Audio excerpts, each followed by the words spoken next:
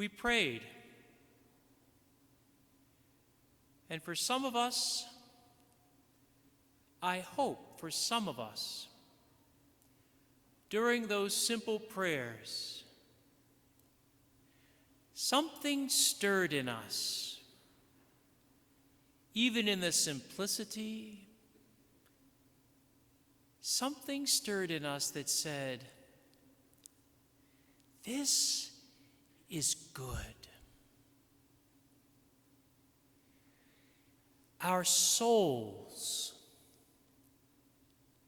ignored by this world around us, which focuses only on exciting our senses and our passions. Our souls, deep inside us, they know what is good. They know, our souls know what gives us peace. And I hope in those beautiful, simple prayers we've just prayed, something way down deep said, this is good. Lord, how good it is for us to be here. That's Advent. And tonight, in this first of our 3 nights together, we're going to be keeping it very simple. So simple, perhaps, that some of us might say, I've heard this before. Why did I have to come out into the cold to listen to this familiar stuff? And yet, Advent is the season, not of razzle-dazzle, not of endless excitations.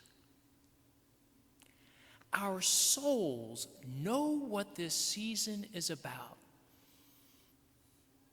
which is why for so many people,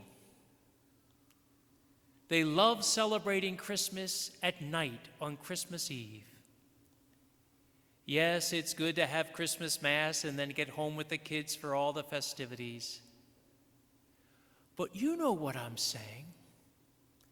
There's something right about the peace and the stillness of the night. Is it any surprise that every poll, every survey taken of what is one's favorite Christmas hymn, the favorite is a lullaby. Quiet, peaceful, silent night, holy night. And so tonight, we're going to focus on silence. Silence is, in my conviction, the single most important part of prayer that Catholics today must have and must recover. It is so simple, but I will risk saying the obvious because I know that our hearts and our souls here in this church tonight hunger for the rich, sweet banquet that only comes with silence. Tonight we have 2 parts. I'll be offering a short conference now, and then we're going to do something frightening, something terrifying. We're going to take 10 minutes of silence. get ready. We'll have a break for you to stretch your legs, go out and shout a little bit, whatever you have to do. And then we'll come back for a second conference. If you can only get one thing out of this night, it is the resolve, the resolution that for the next 19 days between now and Christmas Day, you will take 10 minutes of silence. Already, objections are coming from every corner of the church. Oh, and there's so many different objections. Some of us are objecting, oh, Father, I already do that. I've written books on 10 minutes of silence. There is so much baloney out there about prayer, you could start a butcher shop.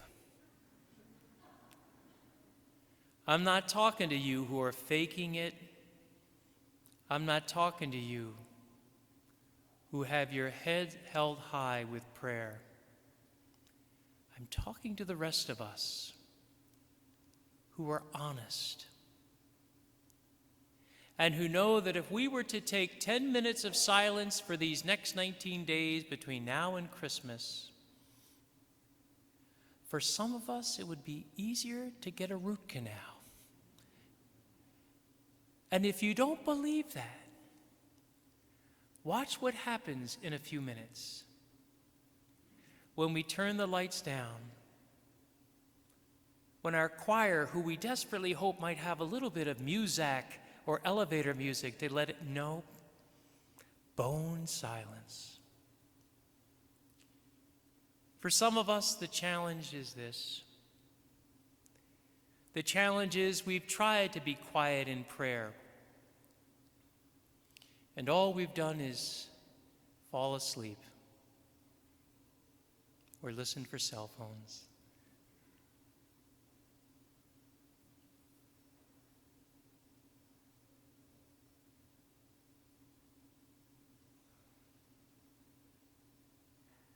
Someone has a cell phone.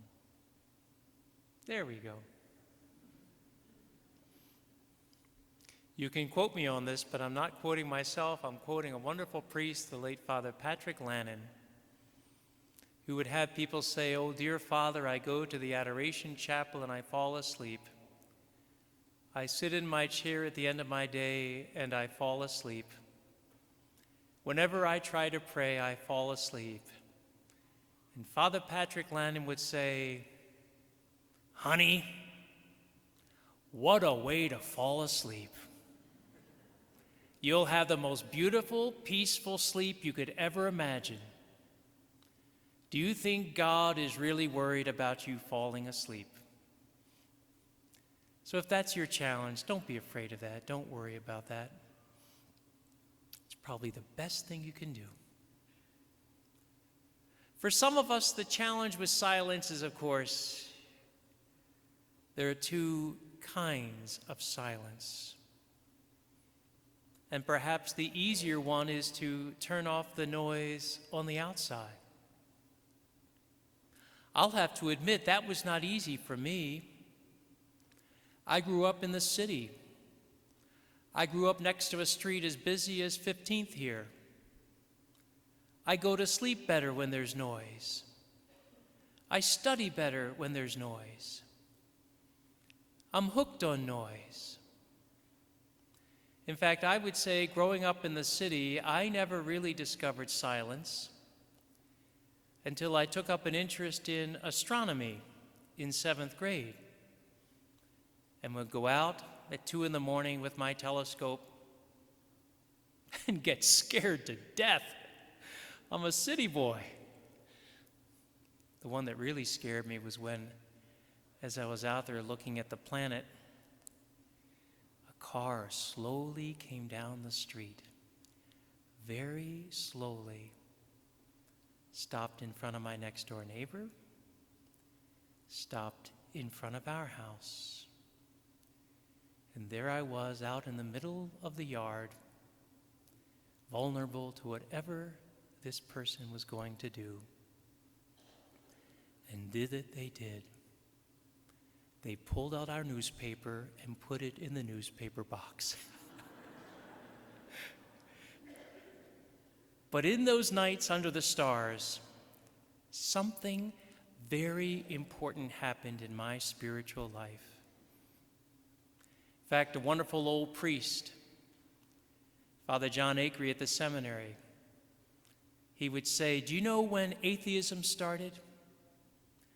Atheism started when they put out the first streetlights. Because for years, for centuries, people would look up at those heavens in the quiet of the night. People would look up at those heavens, going out to milk the cows. I know there's some of you here who went out early under the stars to begin the farm work. And in that silence, in that beauty, there was God. How could anyone be an atheist with all of those stars and with all that silence? And for many of us, the challenge again is not the outward silence, oh, that might be a bit of a trouble.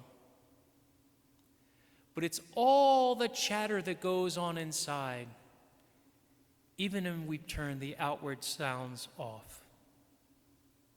In fact, for some of us, the reason we do not want to take those 10 minutes of silent prayer every day is because we know what will happen precisely when finally we can listen.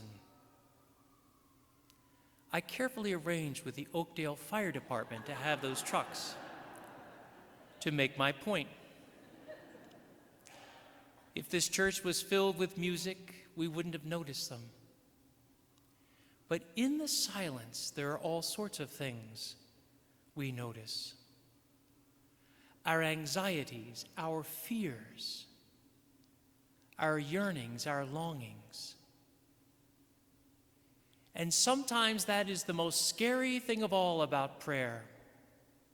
In fact, for some of us, we would far rather pray a set of prayers in a book or read a wonderful story.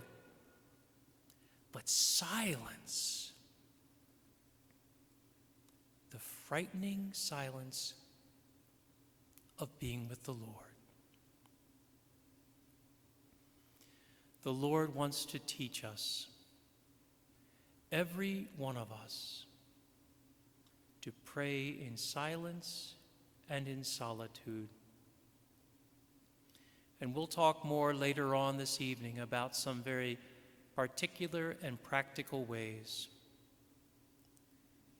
What I have learned is that silence is caught, not taught. I could sit here and talk and keep on talking, but until you have taken that great and terrible risk of 10 minutes alone in silence, it will be worthless. Don't be afraid. I especially want to remind us, we who are family members, husbands, wives, mothers and fathers, grandparents, children, that the beautiful grace of silent prayer is one of the most remarkable things you could ever give to your family. One of the greatest experts in teaching children to pray wrote years ago, do you want to teach, and I mean your little ones, 2 years old, 3 years old, do you want to teach them to pray? Then say to them, Mommy or Daddy is going into our bedroom and we're going to pray, all right? Well, we're going to pray. And then you go into your bedroom and leave the door open and watch what happens to your little one. What are you doing in there? What's going on in there? Why are you in there? Hang on. Keep praying. And then watch what happens. Even a 3-year-old will see you in your bedroom praying, and they will begin to do the same. If you want peace in the souls of your children and your grandchildren, then you who hate to pray, you who hate to be quiet, for the sake of your children and your grandchildren who are watching you and who know deep in their souls whether your soul is at rest or not, choose tonight that for the next 19 days, you will find 10 minutes for silence and for prayer.